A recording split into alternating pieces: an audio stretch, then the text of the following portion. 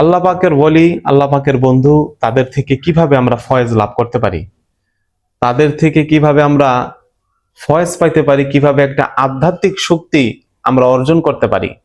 আপনি একজন আল্লাহ পাকের বন্ধুর মাজার, এখন এরকম পরিস্থিতি হয়ে গেছে বাংলাদেশে, শুধুই আল্লাহর কোনো বন্ধুর কত দূরের কথা, কোনো মানুষেরই কবর নাই, এমনি মাজার বানাইয়া থুয়ে দিচ্ছে।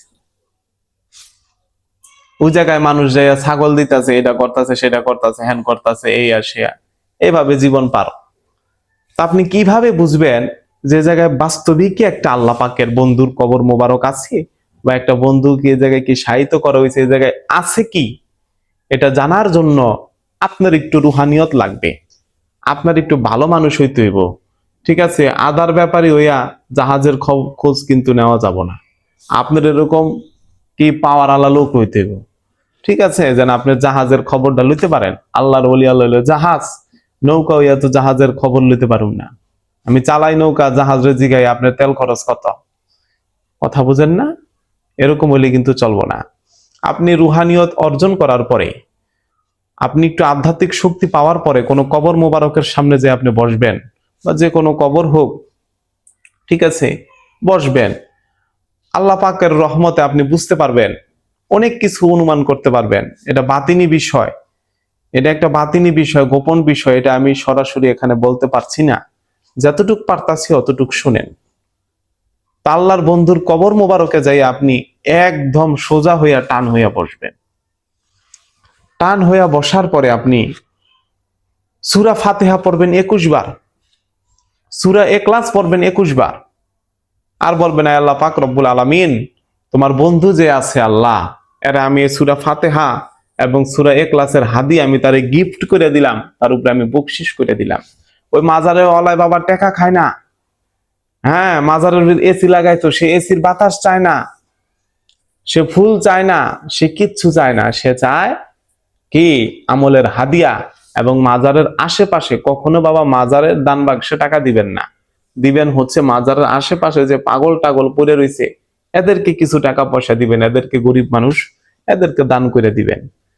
আমি এরকম দেখতাছি কামেল ওলি আল্লাহর মাজার, আমি আজকে 15-16 বছর ধরে দেখতাছি লক্ষ লক্ষ টাকা ওঠে, লক্ষ লক্ষ, কিন্তু দুইটা যে টয়লেট, দুইটা টয়লেটই, তিনটা টয়লেট হয় না। মানুষ পাগল হইয়া যায় গাদাগাদি করিয়া যাওয়ার লেগে, কি করব? তো এত টাকাগুলা কোথায় যায়? এর জন্যই মাজারওয়ালাদেরকে ভণ্ড বলে, এদের কর্মকাণ্ডের কারণে। আর এই কর্মকাণ্ডের কারণে যারা মাজার পরিচালনা করে, অগঘরের ভিতরে অশান্তি, ওরা একটাও শান্তিতে নাই। আবার যে লোকে খুব সুন্দরভাবে মাজার, আল্লাহ পাকের ওলি আল্লাহর ঘর পরিচালনা করে, হ্যাঁ, জীবন আলহামদুলিল্লাহ সোনায় সোহাগা। তো এই আমল করার পরে আপনি 2 মিনিট বসে থাকবেন চুপ করিয়া, দেখবেন কি যে আলো, আপনি যে জায়গাটা বসে রয়েছেন ওই জায়গাটা একটা আলো হইয়া যাইতেছে না চোখের সামনে, বা শরীরের ডাব ঘামাই দিতেছে, শরীরে অনেক ঠান্ডা অনুভূতি হইতেছে। নর্মাল যদি আপনার পাওয়ার রুহানিয়ত কম থাকে তাহলে আপনি একটু ঠান্ডা অনুভূতি হবে। আর নাইলে দেখবেন আল্লাহর ওলি আল্লাহ থাকলে, আল্লাহর ওলিদের কবরে, এবং মমিন ওলি তো দূরের কথা, একজন মমিনের কবরের ভিতরে আল্লাহ পাকের আলো আকাশ থেকে পড়ে, নূর পড়ে। বেটা, এ পাগলের কথা শোনো, আল্লাহর ওলি হইয়া যাইবা মিয়া, আল্লাহর ওলি হইয়া যাইবা, সারাদিন আল্লাহর জিকির করবা, কইবা হায় হায় রে আমার কি ওজিফা দিছি, কি সাধনা দিছি।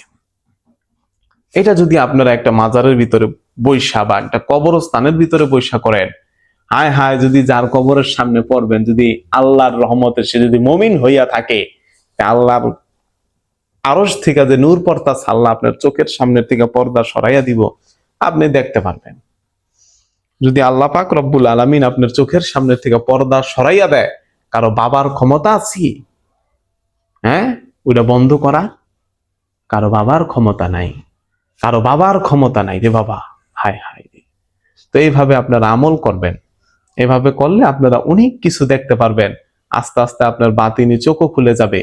এটা আপনারা যদি দেখেন অবশ্যই পাইবেন। যে আর যদি দেখেন যে কিছুই পান না, শরীর ঠান্ডা হয় না, গরম হয় না, যেমন আছি এমন বইয়া রয়েছি, তা মনে করবেন এই জায়গায় বাবা আল্লাহ পাকের ওলি আল্লাহর মাজারাত নাই, কোনো কেউ শায়িত নাই, কথা বুঝছেন?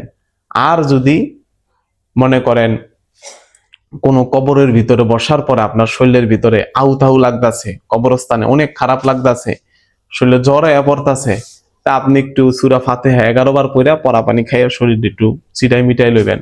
অবশ্যই হয়তো ভাই আল্লাহ না করুক ওই কবরের ভিতরে যিনি আছে সে কষ্টে আছে, এর জন্য আপনার শরীরটাও এরকম লাগতাছে। এটা বড় বড় আউলিয়া কেরামদের তাজুরবা। তাজুরবা আমার জিগাইতে পারেন তোমার এই কথার দলিল কি? মিয়া সাহেব, তাজুরবার কোনোদিন দলিল হয় না। তাজুরবা বোঝো, অমুক ব্যক্তি ফল পাইছে, সে করে ফল পাইছে, সবার একটা মতামত দিচ্ছে যে না আমরা এটার ভিতরে তাজুরবা আছে আমাদের। বলেন আমার 10 বছরের অভিজ্ঞতা ডাক্তারির, কেউ কয় আমার 5 বছরের, আমার এই তদ্বির জগতের অভিজ্ঞতা মিয়া এই বছর পার হইলে 8 বছরের। কথা বুঝতে পারছেন? তো সবাই ভালো থাকেন, আল্লাহ পাক সকলকে আমল করার তৌফিক দান করুন।